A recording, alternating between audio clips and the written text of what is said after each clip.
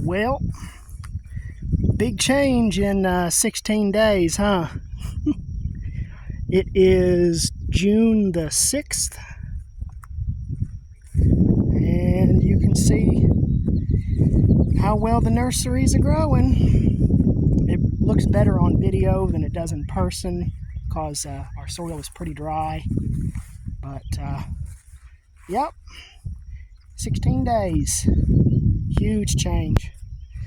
If we get some of this rain that's moving through the south this weekend, then it'll really start popping.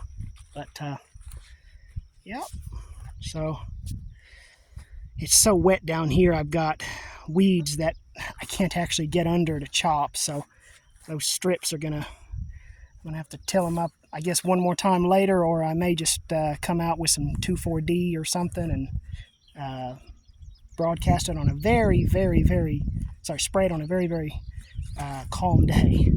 But there you go. So I guess I'll give a quick rundown. So where do I even begin? Well, I guess I can start over here with something new.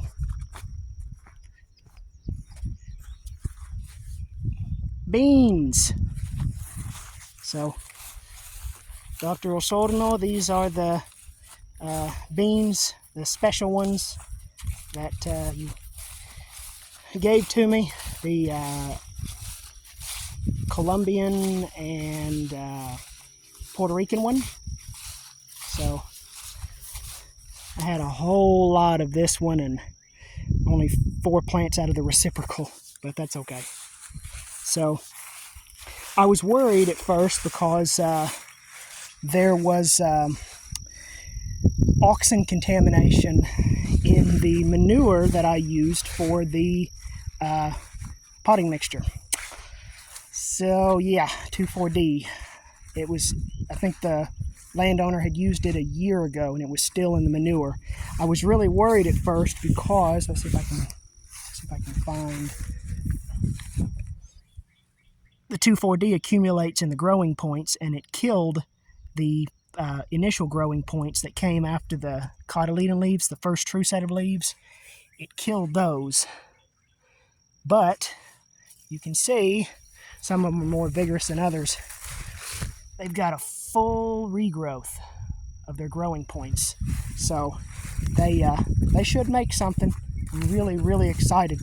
And for everybody else, this particular bean cross is one I'm really excited about because it has some unique disease resistance traits, plus heat tolerance, and I'm just really excited about it.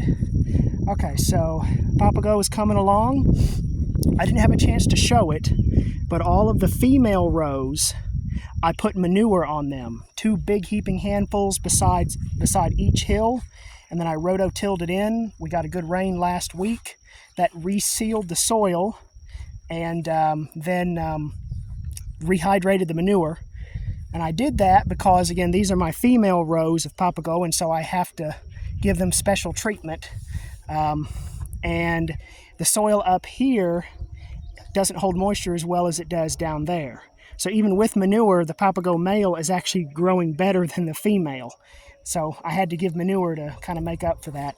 The Northern Flint flower mixture, again, it's 3 Northern Flint flowers and then half Painted Mountain. It's doing really well.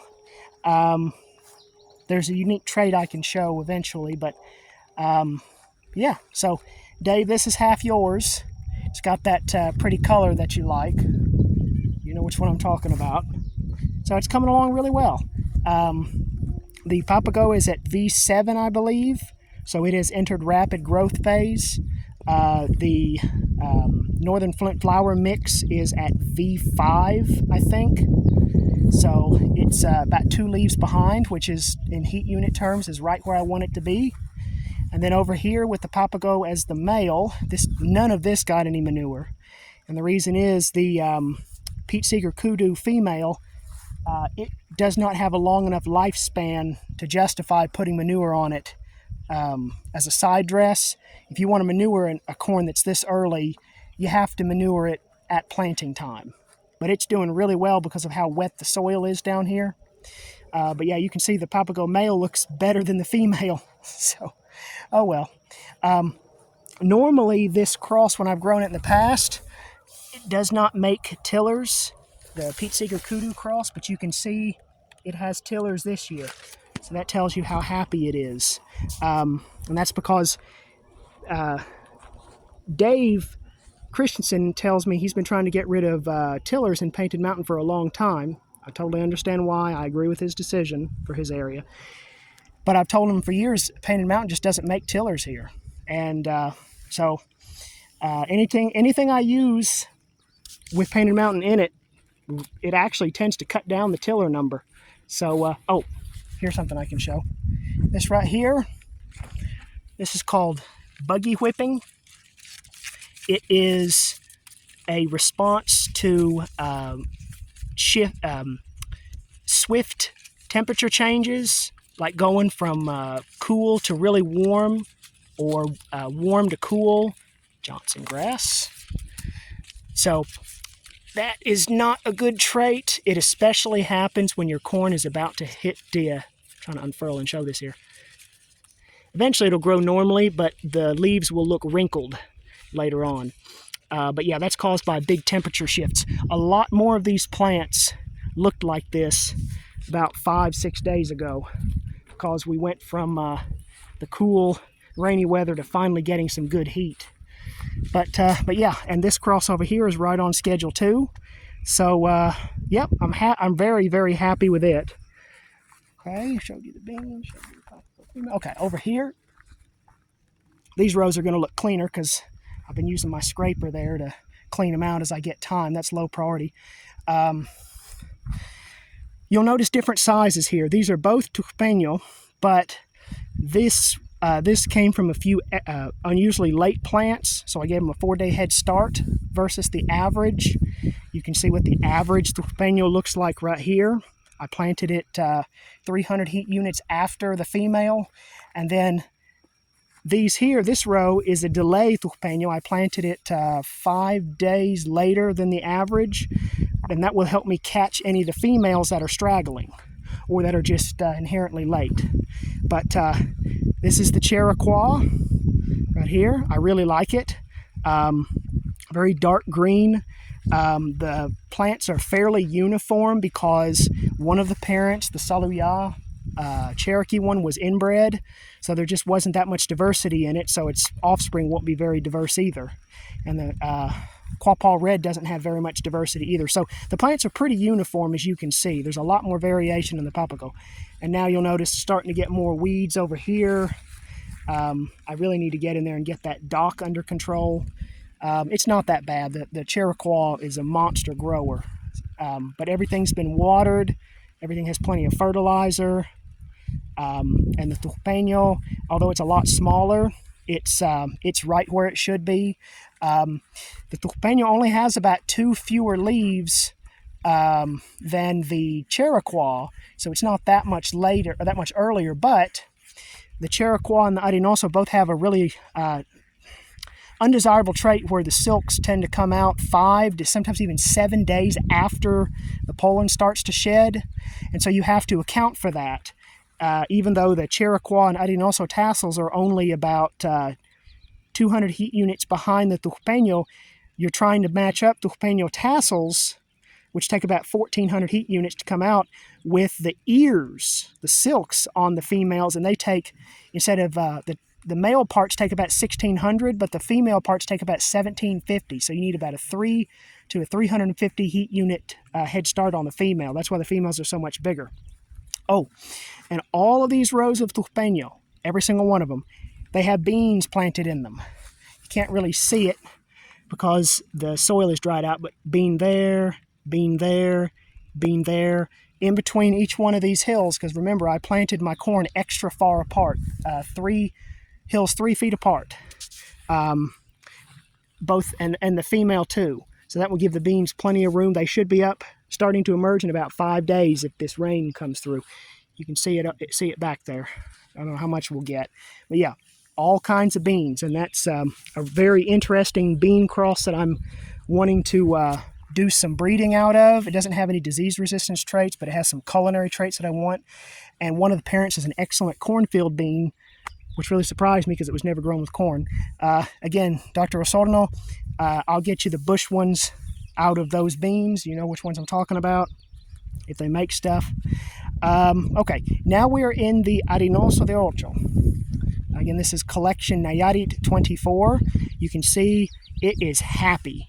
Now it looks fuller than the Chiriquah because I did 3 seeds of this instead of 2.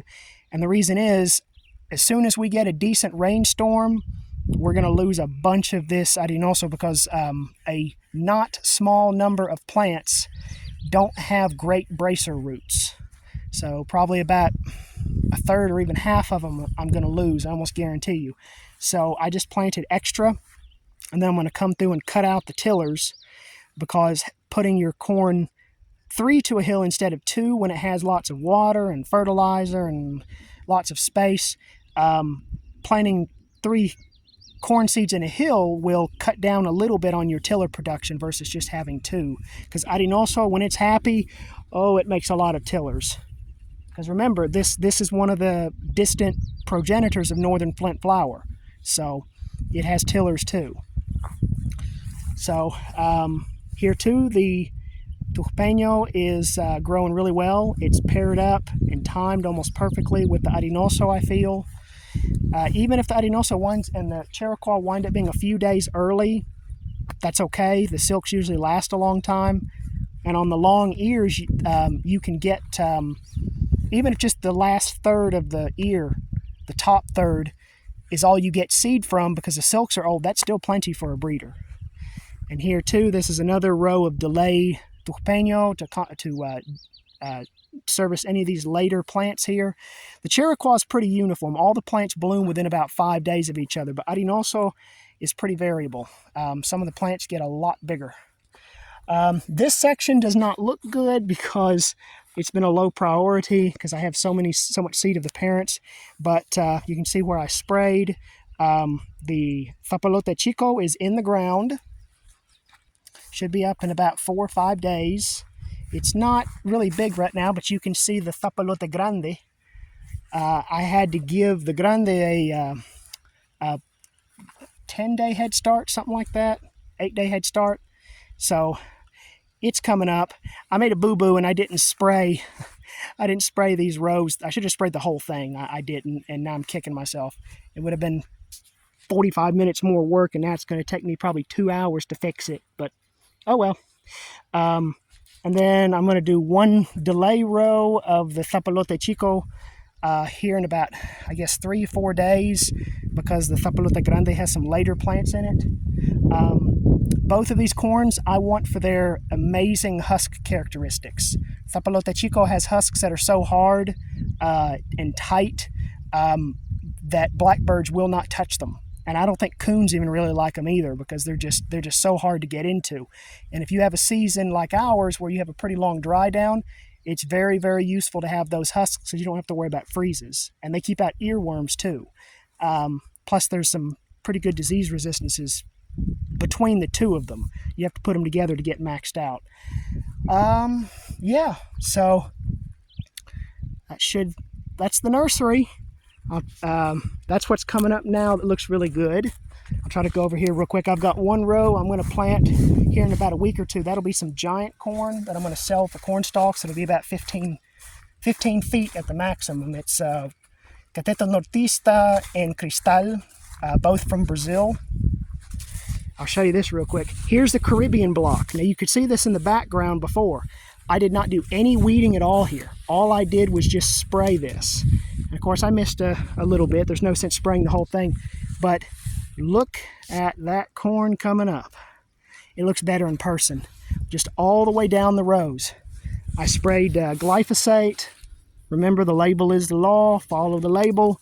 But I sprayed glyphosate 4 days after planting. And boy, is it coming up. The corn coming up really well. The blue string rows, that is the Caribbean composite. and the orange stringed rose, that's Suwon 1 from Thailand. I'm going to try to cross those two. I wonder when my phone's not recording like it should. Hopefully I'm not losing this. But yeah, this is a huge block, and it only took me about 8 hours to spray everything. So, and I don't have to worry about weeds at all. I wonder if you can see it on camera. There's a little albino plant right there. So yeah, this is a huge crossing block.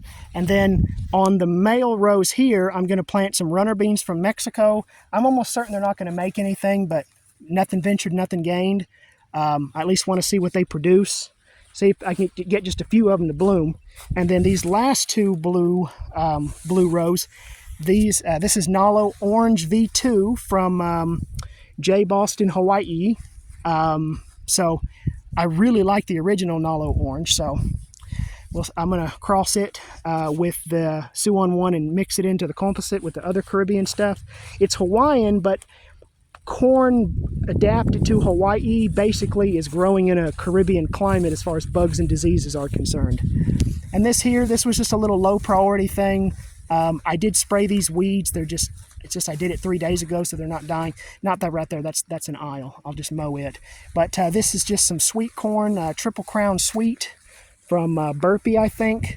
And then that row there is going to be some summer squash.